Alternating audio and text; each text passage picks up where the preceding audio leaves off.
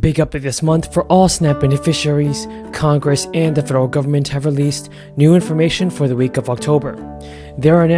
For this month of October, there are now over 12 states that have just approved new monthly benefit increases for the residents. The lawmakers and state officials have been working on releasing new details on these monthly benefit checks, and the maximum benefits for the low-income households have adjusted this year as well.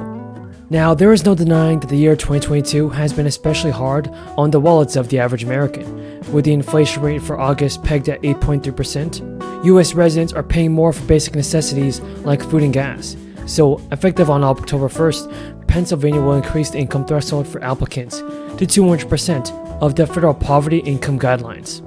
With this change, more than 420,000 Pennsylvanians in more than 174,000 households will be newly eligible for SNAP and are expected to receive on average $63 a month. Department of Human Services Executive Deputy Secretary Andrew Barnes told reporters this week, expanding eligibility for SNAP allows us to extend a reprieve to people who may be struggling so we can help more Pennsylvanians meet this most essential need that literally fuels us to live, work, grow, and thrive. Beginning this month, the state will expand broadband and categorical eligibility for SNAP. While SNAP is a federal program and SNAP benefits are funded through the federal budget, states administer eligibility and insurance and the issuance of benefits. There is a policy that gives states, including Pennsylvania, the flexibility to determine appropriate income thresholds and extend SNAP benefits to low-income families and individuals who would otherwise struggle to afford food. SNAP helps more than 1 million Pennsylvanians by providing money each month to spend on groceries, helping households have resources to purchase enough food to avoid going hungry. The Connecticut Department of Social Services also announced that over 200,000 families receiving SNAP benefits will be getting emergency funds. The department delivered $34 million in emergency SNAP funds, and the emergency funding was authorized by the Family First Crisis Response Act. It added a minimum of $95 in extra food aid to all families and individuals currently enrolled in the program. This new emergency allotment raises the total amount of emergency funding by the state to $855 million since the start of the crisis.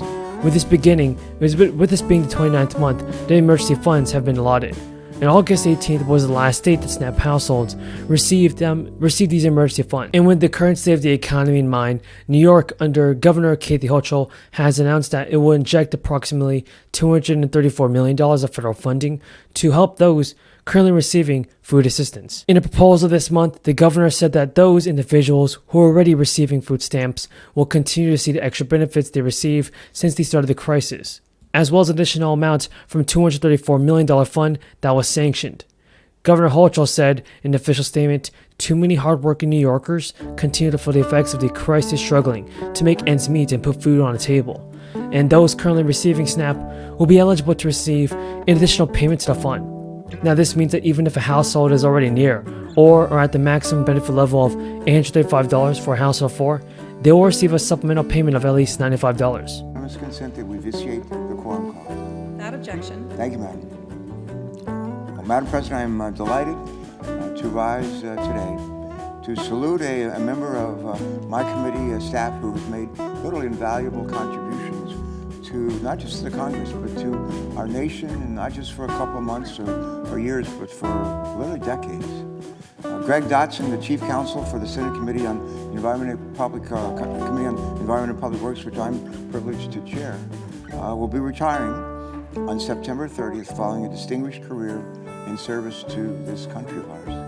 On this occasion, I want to take note of his remarkable legacy and extraordinary service to the people of America.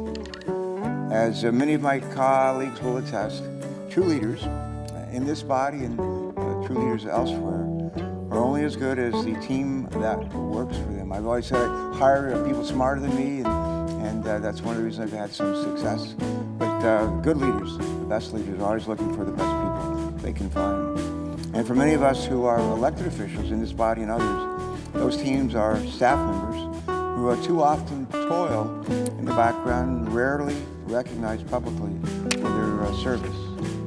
And while all the members of the Environment and Public Works Committee staff that I'm privileged to lead are wonderful public servants, there are sometimes rare individuals who stand out as having made an extraordinary impact on the American people and on this country as a whole. Greg Dotson is one of those exceptional people. He has emerged as an invaluable leader in the effort to address the urgent threat of climate change and has dedicated his life to that vital calling. Greg first joined this mission as a staff member, a staffer to Congressman Henry Waxman in 1996. Greg followed Congressman Waxman to the House Oversight Committee and later the House Energy and Commerce Committee, which Henry led. During his nearly 20 years in the House, Greg Dotson helped lead the team that produced the American Clean Energy and Security Act of 2009, a landmark comprehensive climate change and energy bill that passed the House of Representatives in June of 2009. He has worked on a number of major legislative achievements, including the American Recovery and Reinvestment Act of 2009, the Energy Independence and Security Act of 2007, the Energy Policy Act of 2005, the Safe Drinking Water Act amendments of 1996, and many, many more. Greg also spearheaded vital congressional oversight and investigative efforts with environmental significance, including high-profile inquiries into political interference with climate science, the BP Deepwater Horizon disaster, and the energy market abuses of Enron. After his illustrious service in the House of Representatives, Greg went on to share his wisdom and passion with young people who are eager to follow in his footsteps and protect our planet. In 2017, he became a professor in environmental policy at the University of Oregon's Environmental and Natural Resources Law Center, a role which has enabled him to take the lessons of his congressional service and use them to help inform the next generation of legal scholars and environmentalists. It was from there that he came to the Environment and Public Works Committee in early 2021 when I was becoming chairman of the committee. And when we began a new Congress that year with a new Senate majority and a new president who was committed to action on addressing climate change and our nation's infrastructure needs while creating lots of jobs, we knew that EPW needed a seasoned, thoughtful counsel who could help guide our committee through this historic time. Greg was just the man for the job.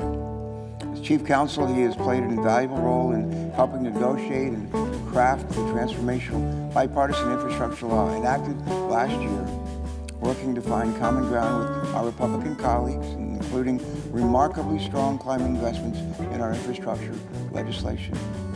He also led the charge on efforts to boost electric vehicle infrastructure.